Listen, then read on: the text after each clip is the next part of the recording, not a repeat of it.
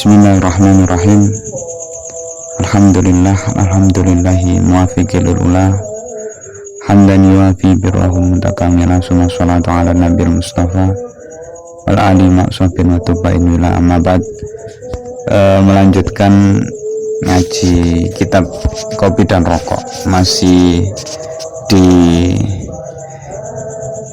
muqaddimah kitab ini karena durasinya dituntut pendek, maka pembacaan muqaddimah tidak kunjung selesai. Namun kita nikmati saja, tidak perlu tergesa-gesa, pelan-pelan, yang penting jelas dan paham. Bismillahirrahmanirrahim. Yahmadu muji sapa ihsanun bayi ihsan jampes wa yang bayi ihsan jampes ibnu Dahlanin iku putrane bayi Dahlan fi in amin ing dalem oleh paring nikmat li rabbihi marang pangerane ihsan almanani kang moho murah hati atau dermawan.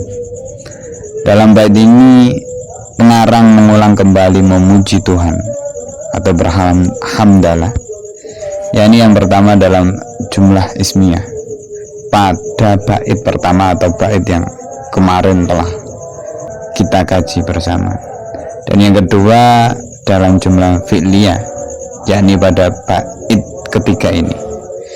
Apa yang dilakukan oleh Bayi Ihsan Jampes ini meniru susunan dari lafaz innal hamdalillah nahmaduhu dan seterusnya itu.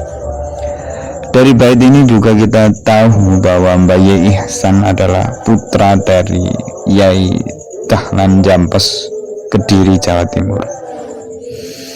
Lalu pujian dari Bayi Ihsan ini ditunjukkan kepada Tuhan yang maha pengasih, yang amat dermawan atas segala nikmat-nikmat yang dianugerahkan olehnya. Musalliyan hale ngucap sholawat, musalliman tur maca salam ala nabi yang atase Kanjeng Nabi sallallahu alaihi wasallam. Dalam bait ini Bayi Ihsan Jampes mengucapkan sholawat dan salam kepada Nabi Muhammad sallallahu alaihi wasallam. Ini menandakan bahwa Bayi Ihsan Jampes bukanlah orang yang anti terhadap Nabi Muhammad, dan juga bukan orang yang lebih menganggap bahwa Ali adalah sosok yang pantas jadi Nabi ketimbang Nabi Muhammad SAW. Perlu diketahui ada golongan yang memang benar menganggap bahwa Ali adalah sosok yang lebih pantas jadi Nabi ketimbang Nabi Muhammad SAW. Golongan ini adalah golongan Hurabiyah yang percaya bahwa malaikat Jibril diutus oleh Allah untuk Ali bin Abi Thalib radhiyallahu anhu. Namun mereka menilai malaikat Jibril keliru dan berkhianat sehingga menyampaikan wahyu kepada Nabi Muhammad. Dan Bayi Dahlan Ihsan Jampes bukanlah bagian dari golongan ini.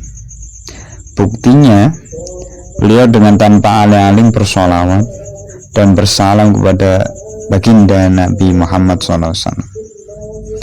Lalu dalam bait ini dipilih kata Nabi, bukan kata Rasul, karena anggapan bahwa Nabi Muhammad sudah amat pantas mendapatkan sholawat dengan sifat kenabiannya, apalagi dengan sifat kerasulannya. Juga meniru susunan dari ayat innallaha wa malaikatahu yusholluna 'alan nabi. Dalam ayat ini yang dipilih itu nabi, kata nabi, kata sayyidul killahi kang dadi gustine para makhluke Allah tunaraibin kang tanpa mamang.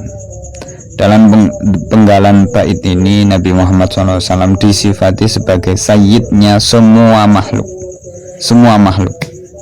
yang berarti bahwa Nabi adalah makhluk yang paling mulia, mengungguli makhluk-makhluk yang lain.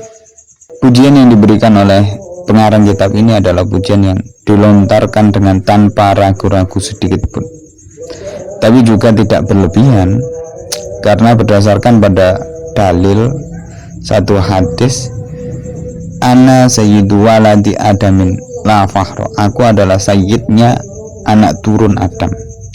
Aku tidak mengatakannya karena bangga atau sombong, namun berdasarkan kenyataan yang sebenarnya. Jika satu anak Adam unggul, maka akulah yang paling unggul dari yang unggul-unggul itu. Ini menandakan bahwa Nabi Muhammad itu juga mengungguli para nabi dan para rasul pendahulunya, karena pernyataan itu selaras dengan kejadian yang dialami oleh baginda Rasulullah saat Isra Mi'raj. Saat pemberian terakhir dalam perjalanan Isra, yakni Baitul Maqdis, dalam sekejap mata setelah Rasulullah SAW sampai di Baitul Maqdis, para nabi dan rasul dan malaikat berkumpul. Kemudian dikumandangkanlah azan dan iqamat. Mereka yang datang berbaris rapi bersaf-saf. Lalu Jibril mempersilahkan Rasulullah SAW menjadi imam. Begitulah setelah sholat dengan berjamaah, para nabi dan rasul memuji pada Allah atas karunia-Nya. Begitu juga Rasulullah SAW mengucapkan tasbih atas karunia yang istimewa yang tidak diperoleh oleh nabi dan rasul lainnya. Baitul Maqdis adalah merupakan pelabuhan terakhir Isra-nya atau perjalanan malam Rasulullah SAW sebelum kemudian dimi'rajkan oleh Allah ke Sidratul Muntaha. Baitul Maqdis seolah memiliki jalur utama yang dapat menghubungkan dunia ini dengan pintu langit. Dikatakan demikian karena di sanalah para nabi dan rasul itu turun, dan dari sanalah Rasulullah SAW akan memulai mi'rajnya.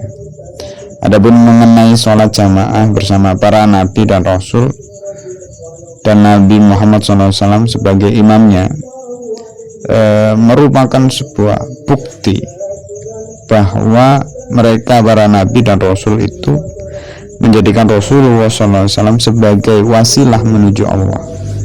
Mereka para nabi dan rasul itu menjadikan Rasulullah SAW sebagai penghubung kepada Allah Subhanahu wa Ta'ala, yang disebutkan dalam surat Al-Maidah ayat 35, ya ayyuhalladzina amanu taqullaha wabtaghu ilaihil wasilah. Hai orang-orang yang beriman, bertakwalah kepada Allah dan carilah jalan yang mendekatkan diri kepadanya, dan berjihadlah kepada jalannya supaya kamu mendapatkan keberuntungan. Demikianlah kepemimpinan Rasulullah SAW sebagai imam dalam salat ini menunjukkan pengakuan para nabi dan rasul bahwa nabi adalah memang benar-benar sayyidnya anak cucu Nabi Adam. Saya rasa sekian saja. Kita kaji pelan-pelan kitab Kopi dan Rokok ini tanpa tergesa-gesa sedikit pun, agar tidak terlewatkan hal-hal sekecil apapun dalam kitab atau bait-bait karangan Bayi Ihsan Jampas, agar pemahaman kita lebih lengkap. Sekian, akhirul kalam. Assalamualaikum warahmatullahi wabarakatuh.